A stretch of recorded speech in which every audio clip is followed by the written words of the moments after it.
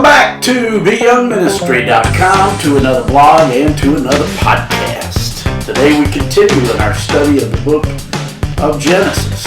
We're in chapter 23, verses 1 through 9, which reads, Sarah lived 127 years. These were the years of the life of Sarah. So Sarah died in Kirjath-arba, that is, Hebron, in the land of Canaan, and Abraham came to mourn for Sarah and to weep for her. Then Abraham stood up from before his dead and spoke to the sons of Heth, saying, I am a foreigner and a visitor among you. Give me property for a burial place among you, that I may bury my dead out of my sight. And the sons of Heth answered Abraham, saying to him, Hear us, my lord. You are a mighty prince among us. Bury your dead in the choicest of our burial places. None of us will withhold from you his burial place, that you may bury your dead. Then Abraham stood up and bowed himself to the people of the land, the sons of Heth. And he spoke with them, saying, If it is your wish that I bury my dead out of my sight, hear me, and meet with Ephron, the son of Zohar, for me, that he may give me the cave of Machpelah, which he has, which is at the end of his field. Let him give it to me at the full price, as property for a burial place among you. That's Genesis chapter 23, verses 1 through 9. Today we transition into Genesis chapter 23, where the development of Abraham's faith and his walk with the Lord is being chronicled by Moses. Abraham's faith did not develop to the point that we will see it today, overnight. No, it was the ongoing product in the life of a man who for a long time has been being convinced that the God of the Bible is true to his promises. And we do well to be defined by him. In today's passage, we learn a little bit about how to handle the pain of losing a loved one. In verses 1 and 2 of today's passage, we read, Sarah lived 127 years. These were the years of the life of Sarah. So Sarah died in Kirjath-arba, that is Hebron, in the land of Canaan, and Abraham came to mourn for Sarah and to weep for her. Abraham mourned for his wife Sarah, who lived on this earth for 127 years.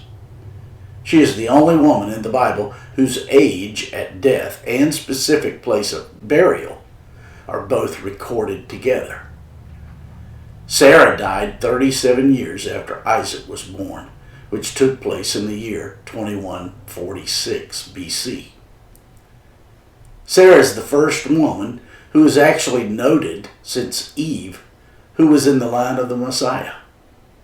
From the Bible, we can infer other women who were in his line, but Sarah is explicitly mentioned as bearing the son of promise, through whom God's plans would be realized. And so, from Sarah, there is a connection directly linking her to Mary, the mother of the Lord Jesus, both physically and spiritually. Through her came the otherwise impossible birth of Isaac, who is a picture of the Lord Jesus. And through both her and Mary came the Messiah himself. This is also the first mention of tears in the Bible. Tears continue throughout history until we get to Revelation chapter 21, where God will wipe away every tear. Since man disregarded the commands of God in the garden, tears have been a part of the stain of human life. The Bible reminds us there's a time to weep and there's a time to laugh. There's a time to mourn. There's a time to dance. The Bible also reminds us that as believers in the goodness of our God, we do not mourn as those who have no hope. Due to the resurrection of the Lord Jesus from the dead, Abraham could, along with us, rejoice that we will see our loved ones again. In verses 3 and 4 of today's passage, we read that Abraham stood up from before his dead and spoke to the sons of Heth, saying, I am a foreigner and a visitor among you. Give me property for a burial place among you, that I may bury my dead out of my sight. Abraham had been weeping in the valley of the shadow of death. Then he stood up from before death. When shadows come into our lives, it is a sign that there must be light somewhere. Of course, if we turn our back on the light, then we ourselves are the ones causing the shadow. But if we face the light, as Abraham did, looking at that light streaming from the city whose builder and maker is God, then the only shadow comes temporarily, when some object obscures the light for a moment. Only our faith in the God of the Bible enables us to deal with the heart-wrenching pain that comes when a loved one passes into eternity. After Abraham had poured out his heart and his tears, he spoke to the sons of Heth, who were first mentioned in Genesis chapter 10.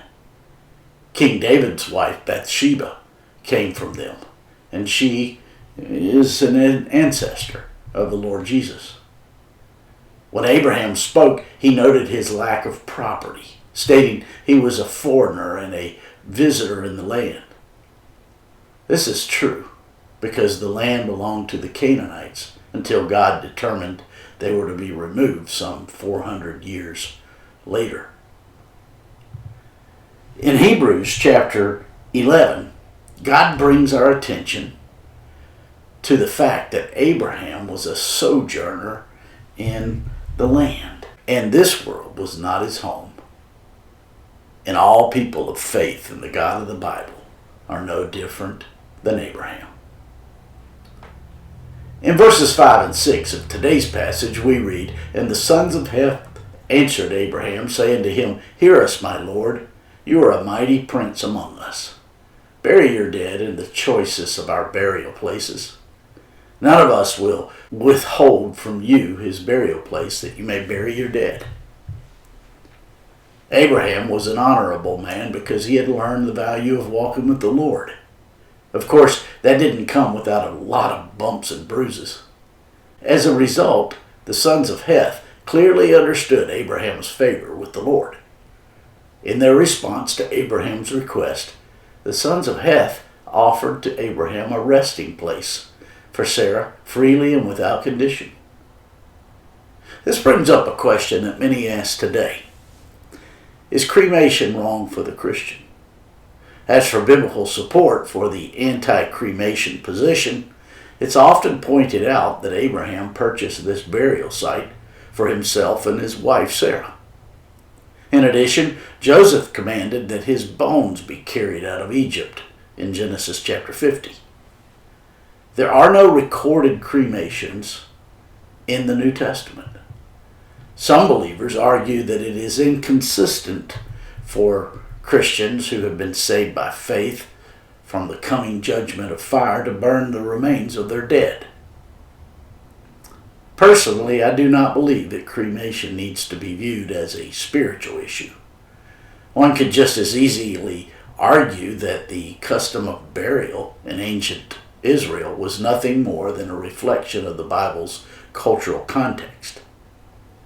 The fact remains that all physical bodies suffered disintegration, whether through decay or through fire.